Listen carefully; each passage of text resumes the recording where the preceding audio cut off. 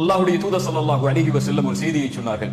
எந்த ஒரு முஸ்லிமை அல்லாஹ் சோதித்தாலும் அவர் சொல்லட்டும் அல்லாஹ் கூறிய வார்த்தையை, இன்னா லில்லாஹி வ இன்னா இலைஹி ராஜிஊன் என்று கூறிவிட்டு ஒரு துஆவை ஓதட்டும். யா அல்லாஹ், இந்த சிரமத்தை என்னுடைய வாழ்விலிருந்து நீக்கிவிடு, இதை விட சிறந்த ஒன்றை, நீ எடுத்ததை விட சிறந்த ஒன்றை எனக்கு கொடுத்து விடு என்ற துஆவை ஓதுமாறு அல்லாஹ்வுடைய தூதர் ஸல்லல்லாஹு அலைஹி வஸல்லம் சொன்னார்கள்.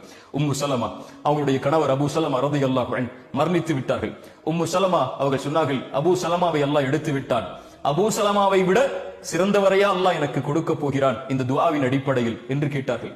உம்மு சலமா ரலியல்லாஹு அன்ஹா அவர்களுக்கு அல்லாஹ் யாரை கொடுத்தான்?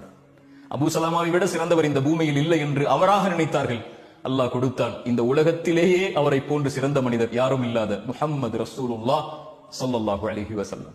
இந்த உலகில் எதுவும் நடக்கலாம், எதுவும் எடுக்கப்படலாம். எந்த ஒன்றையும் அல்லாஹ் எடுத்தாலும் அது உங்களுக்கு நலவுதான், எந்த ஒன்றை அல்லாஹ் உங்களுக்கு கொடுத்தாலும் அதுவும் நலவுதான்.